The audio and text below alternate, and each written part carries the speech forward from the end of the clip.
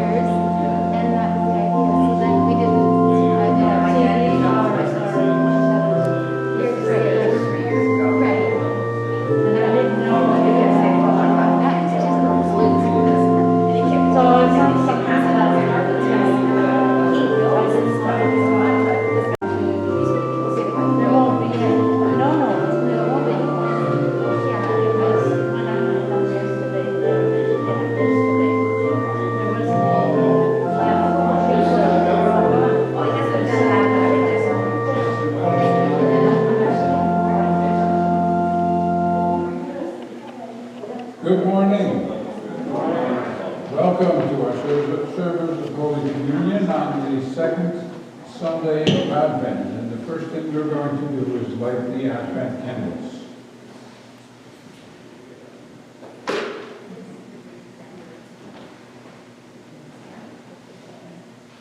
Our lists are long, even in the strange darkness where we live in these days.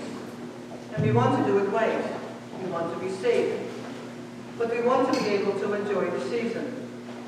We've got work to do to put things right what has gone wrong, to heal what is broken, to mend relationships, and to prepare for the company that will come. The prophet Isaiah reminded us that there is work to be done. Prepare the way of the Lord. Make straight in the desert a highway for our God. When God comes in, then healing is to be found. But we need to make the way. We need to open the door into our lives. So we light these candles as a sign of our faith that the God we worship is not far from us, and that we can clear the way for that God to come and dwell with us. We light these candles in faith that company is coming.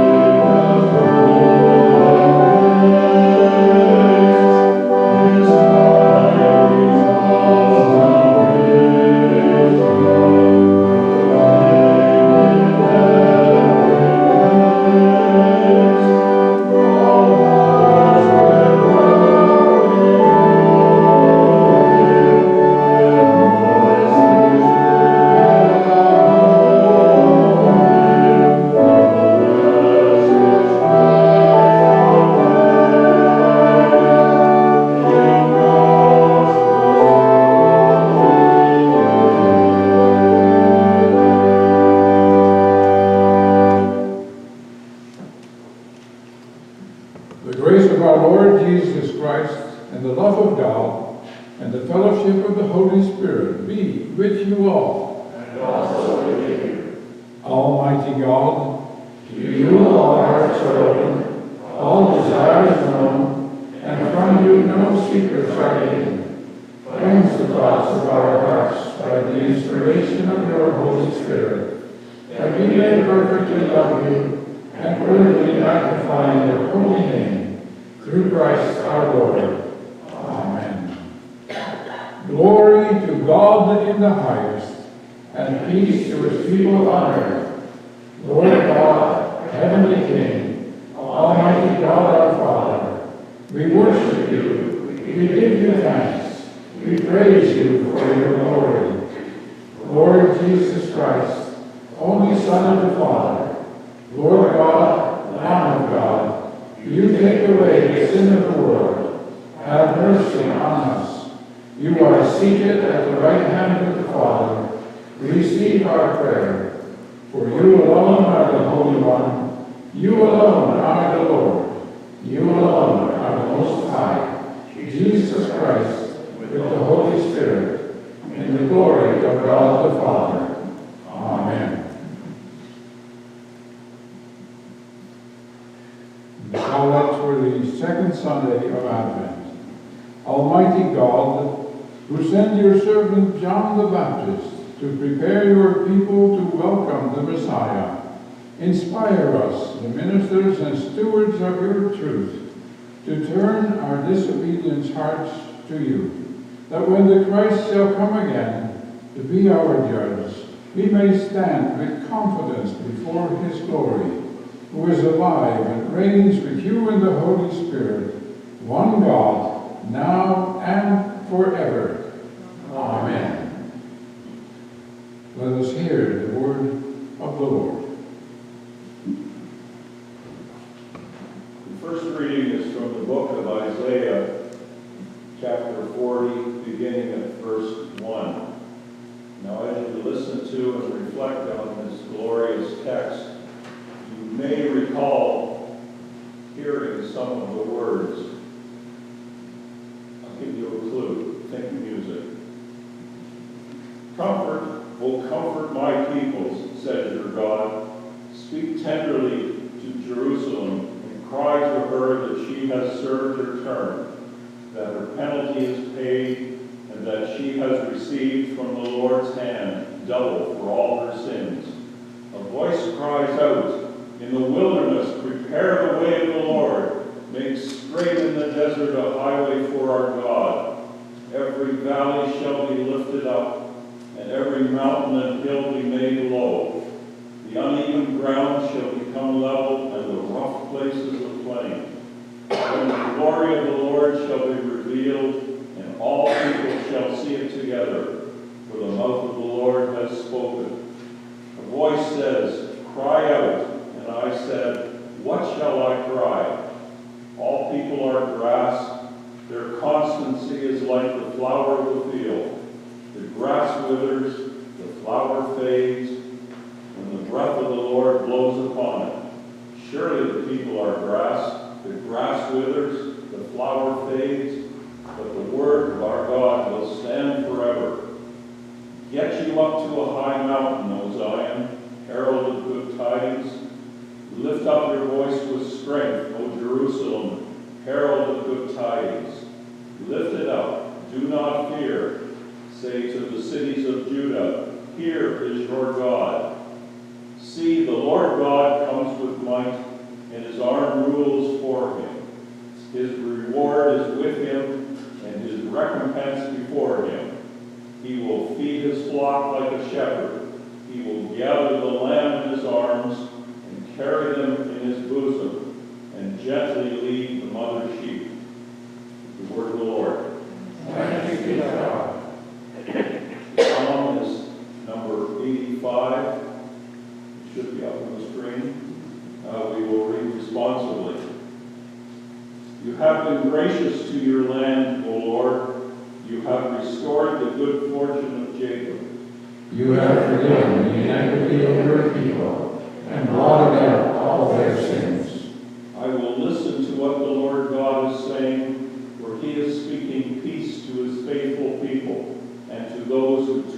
hearts to him. Truly, his salvation is very near to those who fear him, that his glory may dwell in our land. Mercy and truth have met together, righteousness and peace have kissed each other. Truth shall spring up from the earth, and righteousness shall look down from heaven. The Lord will indeed grant prosperity, and our land will yield its increase. Righteousness shall go before him, and peace shall be a pathway for his feet. The New Testament reading is from 2 Peter chapter 3, beginning at verse 8. But do not ignore this one fact, beloved, that with the Lord 1 day is like 1,000 years, and 1,000 years are like 1 day. The Lord is not slow about his promise, as some think of slowness, but is patient with you, not wanting any to perish, but all to come to repentance. But the day of the Lord will come like a thief, and then the heavens will pass away with a loud noise, and the elements will be dissolved with fire, and the earth and everything that is done on it will be disclosed. Since all these things are to be dissolved in this way, what sort of persons ought you to be leading lives of holiness and godliness, waiting for and hastening the coming of the day of God, because of which the heavens will be set ablaze and dissolved, and the elements will melt with fire? But in accordance with his promise, we wait for new heavens and a new earth, where righteousness is at home. Therefore, beloved, while you are waiting for these things, strive to be found by him in peace, without spot or blemish, and regard the patience of our Lord as salvation. So also our beloved brother Paul wrote to you, according to the wisdom given him. The word of the Lord. Thanks be to God. The Lord be with you. Also with you. The Holy Gospel of our Lord Jesus Christ, according to St. Mark.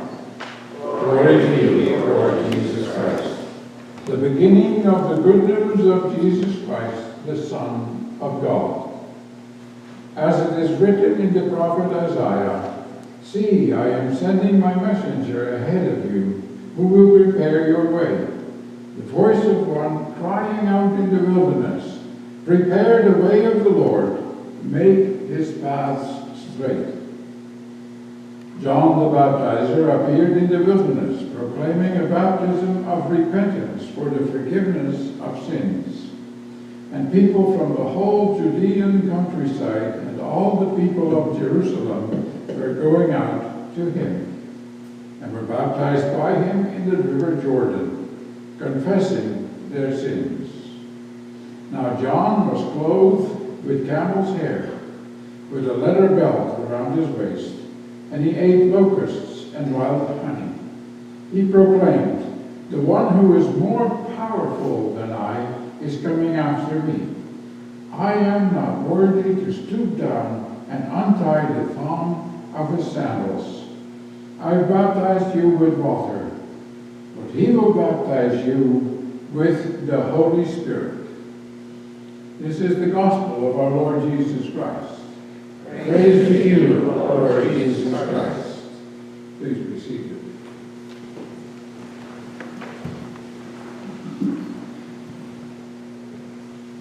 The title of my reflection this morning is, "Please, God, give me patience right now." The oxymoron in the title of this reflection is the equivalent of what we used to ask our parents over and over when traveling somewhere. "Are we there yet?" No, it's only the second Sunday of Advent. It is not yet Christmas. And it really does not yet look like the Lord will return anytime soon. Sometimes Christian friends have said to me, "I would be happy if the Lord came back right now." My answer answer has always been, I'm happy he didn't return before I found him, or rather, before he found me. For I would have been in a lot more trouble than if he came right now. There seems to be a lot of impatience in our world today. Somewhere I read this week that we live our lives at a rate of nearly 100 times faster than about 80 years ago. I've noticed that I cannot keep up with the speeds of actors in movies on television, have you? And thus, I cannot always make out what they're saying or follow the plot. However, it's true, my hearing is also not the best. But I know movies are sped up on television to fit the time frame available and allow time for commercials. And in all of the commercials, I never have trouble hearing what they say.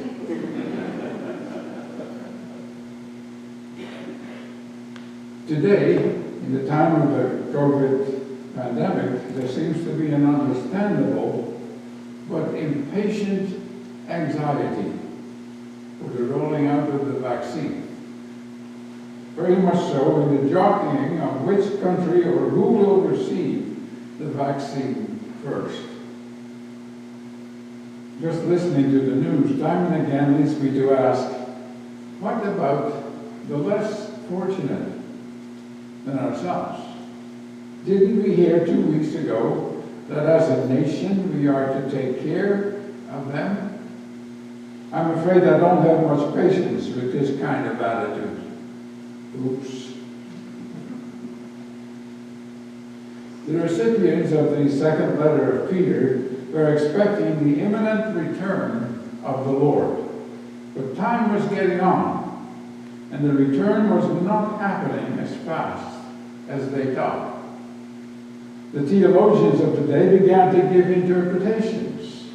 And so, with reference to Psalm 90, verse 4, the writer says, "Do not ignore this one fact, beloved, that with the Lord 1 day is like 1,000 years, and 1,000 years are like 1 day." In that light, so far, we are just only about 2 days later from the time Jesus spoke about his return. And by the way, for those of you who are mathematicians, E/mc squared fits right in there. That's why I use the word in the light of. Yes, in the hustle and bustle leading up to the Christmas holidays, combined with the COVID-19 pandemic and waiting for a vaccine, it's not surprising that our patience is beginning to run thin. But hold on. What was that in our second lesson? Here is what the writer says. The Lord is not slow about his promise, as some think of slowness, but is patient with you, not wanting any to perish, but all to come to repentance. Peter is not talking about our patience. He's talking about God's patience with us. The really good news of the Advent season is that more than 2,000 years have passed since the first Christmas, since the Prince of Peace came into this world, showing us how to be true children of God by being peacemakers. And God has still not lost patience with us for not becoming those true sons and daughters, for not becoming true disciples of God's Messiah, the Son of God. We can and must be very thankful, grateful for God's patience with us. It's pretty remarkable when you think about it. Already at Jesus' own day, at the time of him and John the Baptist, God had been awfully patient with God's chosen people. With Abraham, God had already gotten us started on the road away from sacred violence. That is, the offering of children. When Abraham was about to sacrifice his only son Isaac, God intervened and said, "Stop! Here's a ram instead. Don't do that anymore." Still, humanity was not ready to believe that God didn't want us to kill in his name. Abraham is almost another 2,000 years earlier before Christ. That's 4,000 years of God's patience with his people. Or really, in God's time, only 4 days. And even when God's people of Israel, our forebears, as children of God, were freed from slavery, there was another opportunity to live by the gracious law of the 10 Commandments and stop killing even animals in God's name. But humanity still was not ready. The killing went on for more than another 1,000 years, despite prophet after prophet who said that God didn't want that. "I want mercy, not sacrifice," said God through the prophet Hosea. And Jesus repeated that message. Have we, God's children in Jesus Christ, been any better? The Crusades is often a good place to start when we are trying to be honest with ourselves. They're far enough away from us now that it seems a safe place to start. We Christians found the Muslims occupying the Holy Land and to be desecrating it. So we did what? We went to kill them in the name of Christ. Let's even come closer to home. At what we know now remember as 9/11. Some Muslim extremists killed 2,000 innocent people, some of them Muslim themselves, by flying planes into the World Trade Center. I can remember exactly where I was when it happened, and I'm sure most of you can too. They did so in the name of their God. Then when we headed out to use force in stopping them, what God are we killing them in the name of? 2,000 years have passed, and we need to ask ourselves, have we yet to truly comprehend the true God which Jesus came to show us? When Jesus himself was killed in the name of God as a blasphemer, did he recommend revenge in the name of his God? Or was the whole point that his God was, in fact, their God, the God of their ancestors, the God of all our ancestors? Because he's the God who created all of us. So we might ask ourselves, did Jesus forgive those who killed in the name of God so that we could be forgiven for all the subsequent times that we vengefully killed in the name of God? Or did he forgive those who killed in the name of God so that they could begin to repent and stop killing, period? The good news, I think, is that it is both.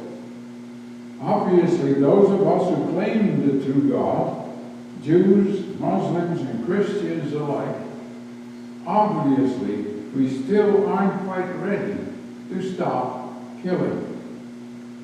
So we can give thanks to God that God is so incredibly patient with us. Peter writes, "The Lord is not slow about his promise, as some think of slowness, but is patient with you, not wanting any to perish, but all to come to repentance." 2,000 more years, God has patiently waited for us to repent. That is patience. Let me briefly put that matter in another way that literally comes close to, or maybe close, too close to home. Our homes, in fact. We begin by talking about the patience we need during this season of Advent, this season of getting ready in our culture for Christmas. Can we wait to open the packages? But also, we need to wait for vaccination in the COVID pandemic. We can ask, why should we be thankful for God's patience? Let's face it, we know from experience what happens when we lose our patience. For us, the opposite of keeping our patience is losing our temper. For us, the opposite of keeping our patience is losing our temper. When we lose our patience, we're most likely to find our anger. And the anger is often turned into violence, unleashed in our homes at those we love most. Again, the increase in domestic violence during the pandemic is a perfect example. We are all too familiar on a daily basis with the pattern of losing our patience, finding our anger, and lashing out in violence and hurt one another. And I can tell you, I'm not any better than anybody else. Marianne will attest to that. And so we have generally projected that same pattern onto God. Even John the Baptist still represented the kind of prophet proclaiming a God whose way was to lose his patience and someday unleash his anger. John the Baptist also came to proclaim readiness for a new way of God, to be pioneered by the one to come after him, God's anointed one. After the patience of a couple of thousand years, God finally gave the gift of a Son who would truly reflect the true God's glory.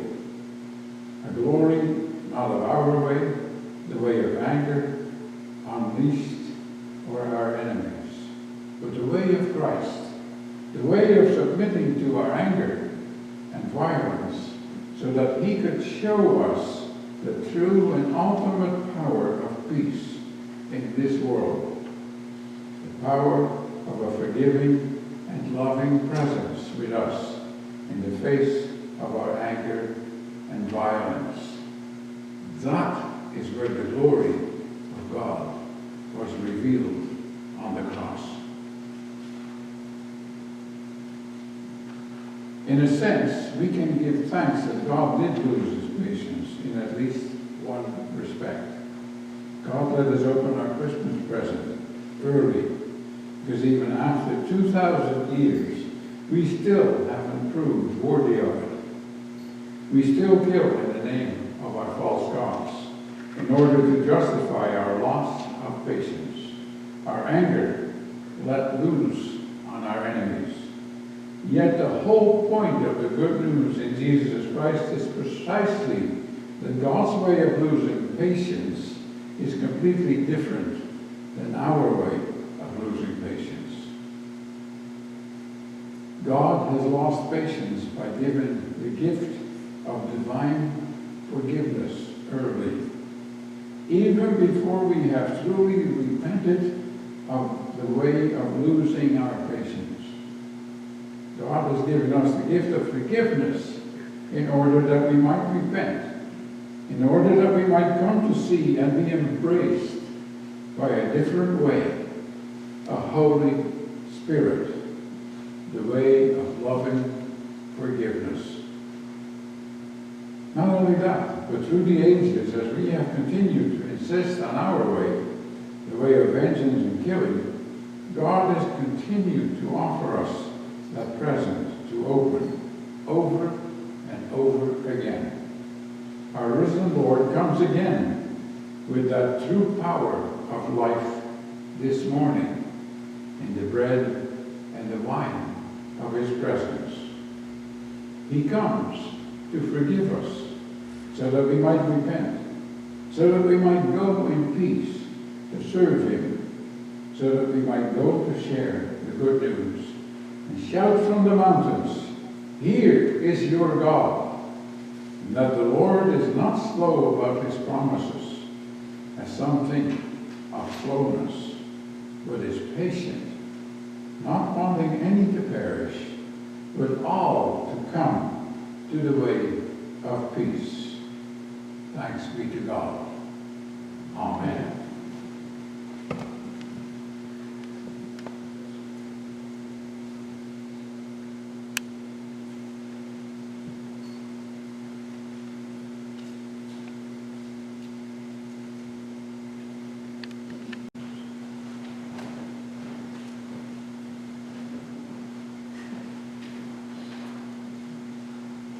This morning, let us thank God for all the volunteers in this church who have done so much all of the time, and especially to the members of the Altar Guild and their helpers who have made our beautiful church even more beautiful on the second Sunday in Advent. Lord, in your mercy, Hear our prayer. Almighty God, you have given us this good land as our heritage. May we prove ourselves a people mindful of your generosity and glad to do your will. Lord, in your mercy, Hear our prayer. let us pray for Elizabeth, our Queen, the leaders of all nations, and for all in authority. Lord, in your mercy, Hear our prayer. in the diocesan circle of prayer, we pray for Todd, our bishop, Linda, our primate, and for St. George's Church, St. James with Westminster, and St. John the Evangelist Church, all in London. Lord, in your mercy. Hear our prayer. In Port Dover, we pray for the clergy and people of St. Cecilia's Roman Catholic Church, Grace United, Knox Presbyterian, and our own St. Paul's Anglican. Lord, in your mercy.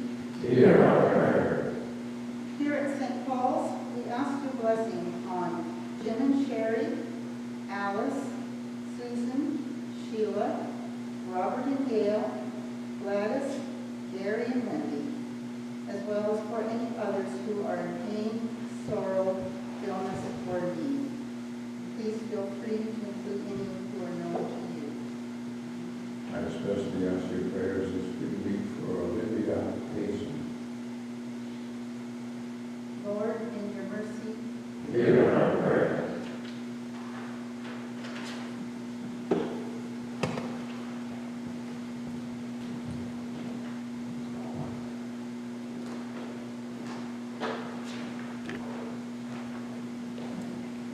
Dear friends in Christ, God is steadfast in love and infinite in mercy. He welcomes sinners and invites them to his table. Let us confess our sins, confident in God's forgiveness. Most merciful God, we confess that we have sinned against you in thought, word, and deed, by what we have done and by what we have left undone. We have not loved you with our whole heart. We have not loved our neighbors as ourselves. We are truly sorry, and we humbly repent. For the sake of your Son, Jesus Christ, have mercy on us and forgive us, that we may delight in your will and walk in your ways, to the glory of your name. Amen. Almighty God, have mercy upon us. Pardon and deliver us from all our sins. Confirm and strengthen us in all goodness, and keep us in eternal life. Through Jesus Christ our Lord. Amen. My brothers brothers and sisters, and all of us, all of who are with us online. The peace of the Lord be always with you. And also with you. Our next hymn will be on Jordan's bank of the Baptist scribe as we prepare the altar.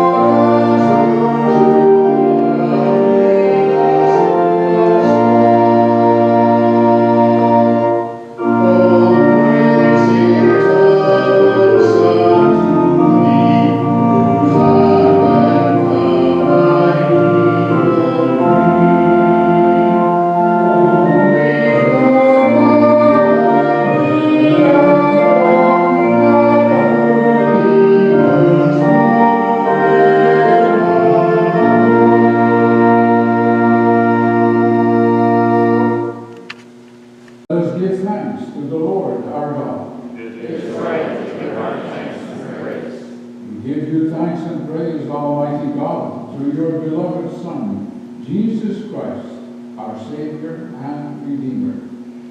He is your living Word, through whom you have created all things. By the power of the Holy Spirit, he took flesh of the Virgin Mary and shared our human nature.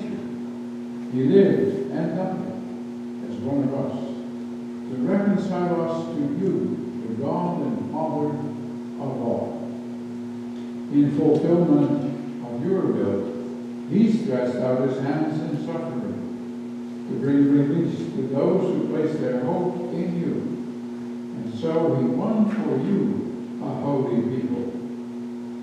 He chose to bear our griefs and sorrows, and to give up his life on the cross, that he might shatter the chains of evil and death, and banish the darkness of sin and despair. By his resurrection, he brings us into the light of your presence. Now, with all creation, we raise our voices to proclaim the glory of your name. Holy, holy, holy Lord, God of power and might, heaven and earth are full of your glory. Hosanna in the highest. Blessed is he who comes in the name of the Lord. Hosanna in the highest. Holy and gracious God, accept our praise through your Son, our Savior, Jesus Christ, who on the night he was handed over to suffering and death, took bread and gave you thanks, saying, "Take and eat. This is my body, which is broken for you." In the same way, he took the cup, saying, "This is my blood, which is shed for you. When you do this, you do it in memory of me." Remembering, therefore, his death and resurrection, we offer you this bread and this cup, giving thanks that you have made us worthy to stand in your presence and serve you. We ask you to send your Holy Spirit from the offering of your Holy Church. Gather into one all who share in these sacred mysteries, filling them with the Holy Spirit and confirming their faith in the truth, that together we may praise you and give you glory through your servant, Jesus Christ. All glory and honor are yours, Father and Son, with the Holy Spirit, in the Holy Church, now and forever. Amen. As our Savior taught us, let us pray. Our Father in heaven, hallowed be your name. Your kingdom come. Your will be done on earth as in heaven. Give us today our daily bread. Forgive us our sins as we forgive those who sin against us. Save us from the time of trial, and deliver us from evil. For the kingdom, the power, and the glory are yours, now and forever. Amen. God of promise, you prepare a banquet for us in your kingdom. Happy are they who are called to the supper of the Lamb. For these are the gifts of God, for us, the people of God. Thanks be to God. The body of Christ, given for us all.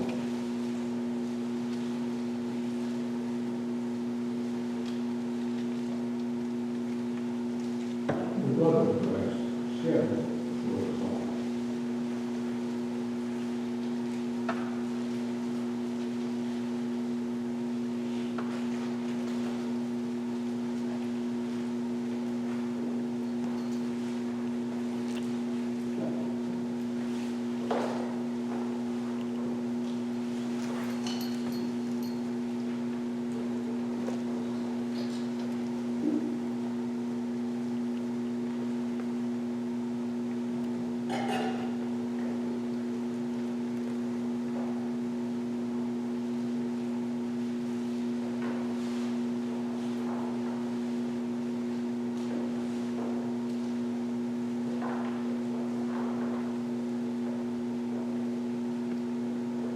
Faithful God, we thank you for feeding us with this heavenly banquet.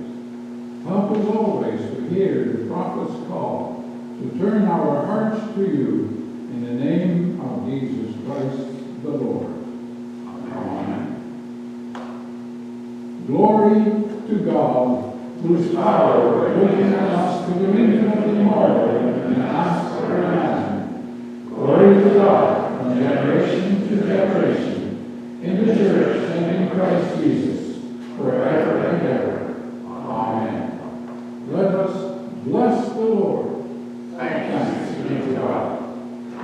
Today we came together and we formed the church, the body of Christ.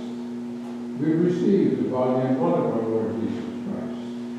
Go out now into the world, and may you become what you have received, for the world to see and to give it peace. The blessing of God Almighty, the Father, the Son, and the Holy Spirit be upon you this day and forevermore. Amen. Our closing hymn for today.